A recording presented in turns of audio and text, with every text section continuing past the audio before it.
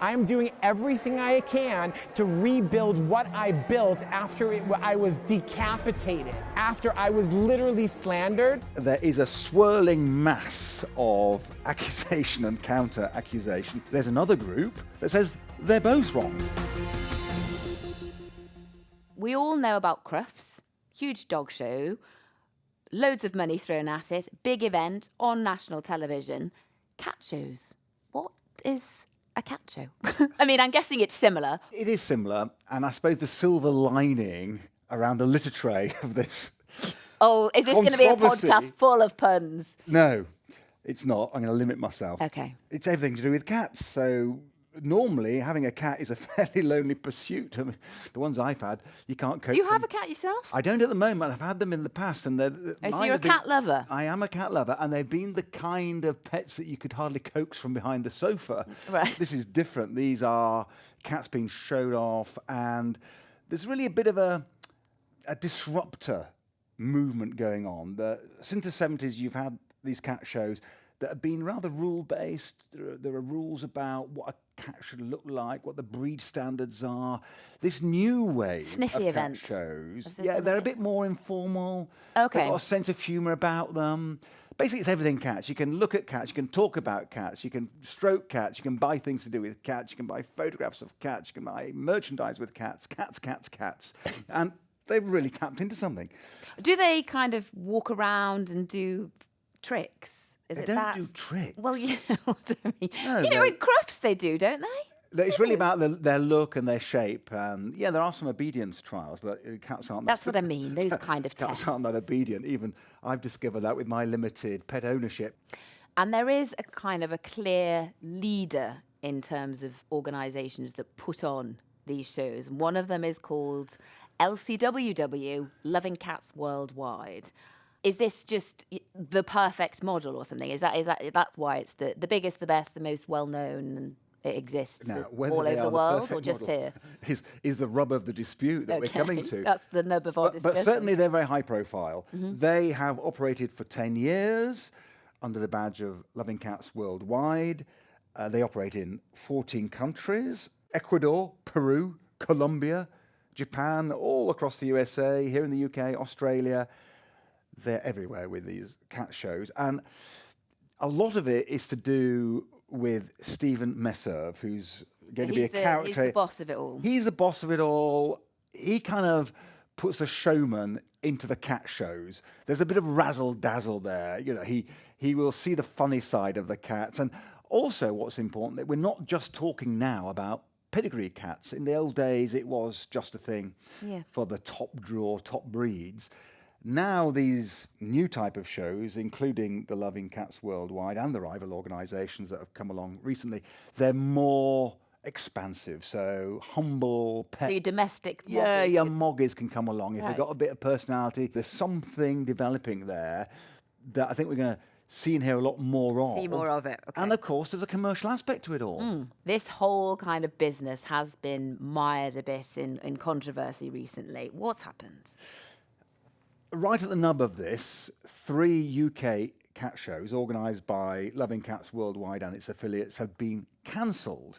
We spoke to around a dozen people who'd bought tickets and not had refunds. The show didn't Shows end up were going ahead, cancelled, and they've not got the dogs. Despite the published cancellation policy on the Loving Cats Worldwide site that promises refunds in the event that shows don't go ahead, they haven't been refunded. So a fairly simple consumer tale, you might think. When we started to investigate and ask why people hadn't been refunded, we were told by Loving Cats Worldwide and its head guy, Stephen Messerv, that the reason for the cancellations is that a rival organisation has been responsible for bad publicity, driving people away from attending the shows, from buying tickets, making the whole thing impossible. And therefore, seeing these 3 shows just become non-events. It's strange that people who share the same love, the same hobby, are at it like cat and dog, you might say. You wouldn't expect the genteel world... Like clang, that's 2 puns. Sorry. You wouldn't expect the genteel world of cat fancying, which is what they call it, to be like this, where there are angry words being spoken, calls for peace, bitter language, But demands for refunds. whether this is about rivalry, whether this is a cat fight, clang third, between Can we stop? organisations, We better stop we'll stop. counting. Whether this is an argument between rival organisations, or companies, whatever, the bottom line is people are out of pocket because of Yes. this. You put these complaints from customers to Loving Cats Worldwide, their boss, Stephen Messer. Let's have a little listen. We are refunding on a rolling basis and to the best of our ability. Some people have been waiting months despite your promises. But we don't have any revenue. There's no revenue. That's not their fault. It's not their fault, but this is the way that business goes, right? I'm doing everything I can to rebuild what I built after I was decapitated, after I was literally slandered. I mean, he's quite emphatic there that he's trying his best to give the dosh back, but not give him he much hasn't- of it back, or any of it back, or what? No, he says that he's trying to repay when he gets the funds to do so. That's not how it works, though, is it? Not really, no. But, to give him his due, he claims to be trying, and some refunds have gone out. All of them should have been repaid, obviously. It's not the consumer's fault that all this is going on. What kind of amounts are we talking about? 30, 60, £100. Some people were exhibitors, so they paid to actually have A stand. a trade stand there.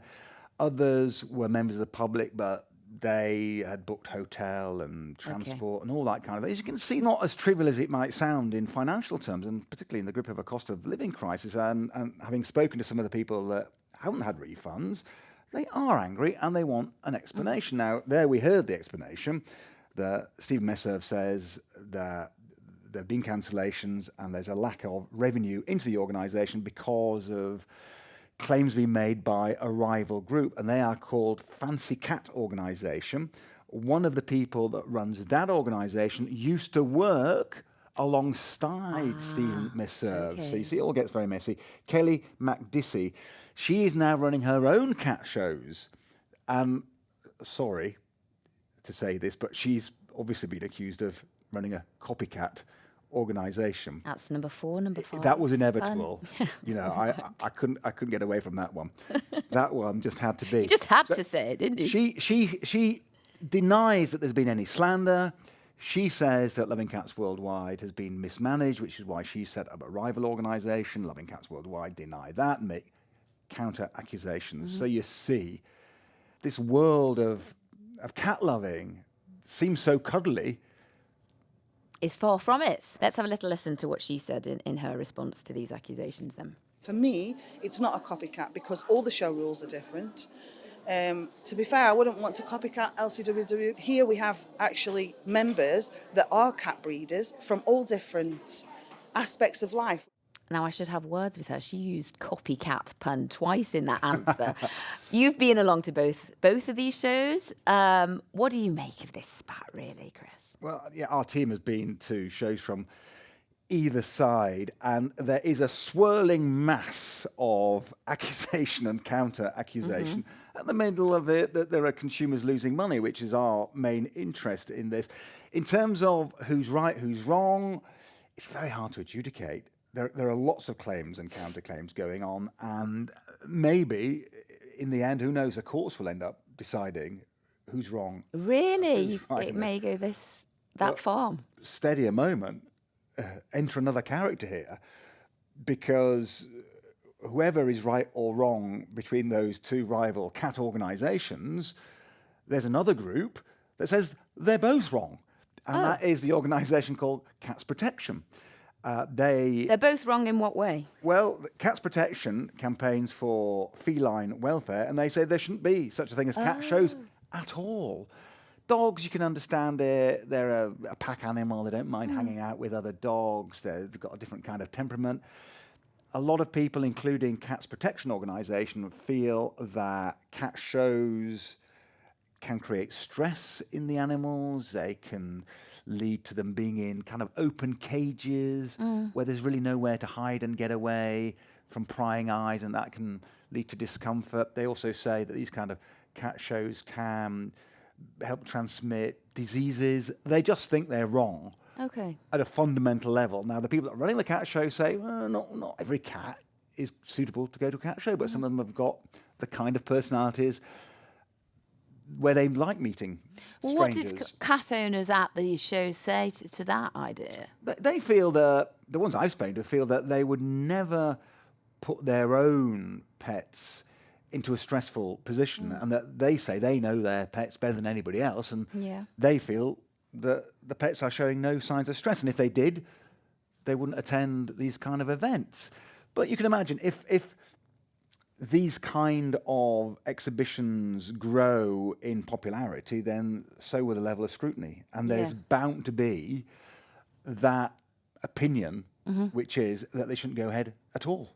So with their concerns, can you ever see this growing in the way that Crufts or becoming as popular as the likes of Crufts? I mean, I think there are some stats in terms of cat ownership in the UK is pretty similar to dogs, 10.6 million compared to 10.8 million dogs. I had no idea it was that similar, and that's according to PDSA charity. But, you know, in terms of the shows, they're incomparable. But do you reckon that'll change then if there's much more concern about cats' welfare? I think they found a market there. I really do. And as I was saying earlier, there have been cat shows going all the way back to the 1970s. We've talked about 2 organisations here, but there are others in the market now. There's something called the Supreme Cat Show. There's Cats Live. These things are gathering momentum, and you can see why. Now, a good role model for all this is Japan, believe it or not, where they have a phrase. Why? Well, they even have a National Cat Day in Japan in February. Okay, you heard it here first. There we go. What you need to know. That's what we're here for. There they have something called neconomics. Neko being the Japanese word for cat, neconomics being a nod to this growing cat economy, which includes not only live events like this, but using cats to attract customers and tourists. We see how big cat cafes have been, not just in the UK. They're an international phenomenon. Also using cat merchandising, using cat imagery to coax people in to buy all kinds of products. You know, the cat economy is growing. Bloomberg predicts that the global pet industry will expand by 45% in the next 5 years. Okay, there's a cost of living crisis, and a lot of pet owners People have been love their badly pets. squeezed by that, but it's often seen as, when you can't afford anything else, there's something comforting about getting home to a cat or a dog or another cuddly pet in an increasingly difficult world. And what I think is really interesting and so significant about the potential development of cat shows is that if you look at the figures, the biggest growth area for cat ownership is under 34s. So it used to be seen as a bit of an old person's thing, maybe, curl up with your cat when you're very tired. No, it's now being seen as something that's quite trendy, and I think it is because of that morphing between the pet and the social media representation. Really, that is interesting. Yeah, and it's really going places, I think. And so watch this space very much. I think so. Cat shows, I think, are here to stay. I think they're going to get bigger. Will they ever rival Crufts? A lot of people think they will. And in a very peculiar way, this cat spat that we've been reporting on only serves to highlight what could be a growth burgeoning area. Market. Yeah. Now, I maybe should have asked you this at the very beginning of the question, but you have gone a bit off piece from your consumer brief a bit with this. What made you be so interested in this story? Well, it's not off brief from the consumer department when consumers have lost money. And that is how we got into this whole thing. And incidentally, if people have lost money, whether it's products, services, abroad, at home, we will always read emails, we'll investigate when we can, and people can contact us very simply. Here's the email address, consumerdesk@itn.co.uk. Get in touch. We'll always read the emails, and where we can, we'll investigate. And sometimes they open cat flaps like this, a whole new world. And we'll leave it there, Chris. Thank you. You got Thank off you lightly. very much. I did get off lightly. I know. I thank my lucky stars for that. Until our next quick briefing, thank you very much for joining us.